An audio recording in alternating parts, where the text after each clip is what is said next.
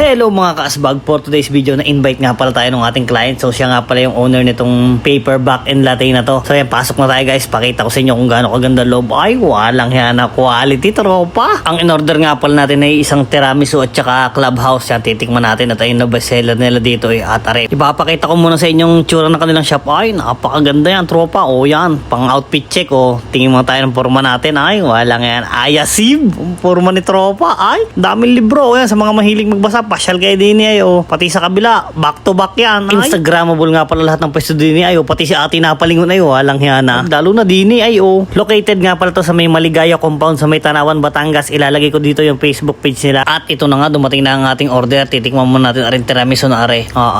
Teka, boy, masarap isa pa patikim na isa pa. Ang tamis parang lansunes. Maiba ako, napansin ko lang pag ako'y bagong gupit ang dami po ko nagpapapromote sa akin, ewan ko lang din. Ay ayun nga pala yung owner si Miss Gwyneth ay Shaypano. Salamat sa panonood. God bless.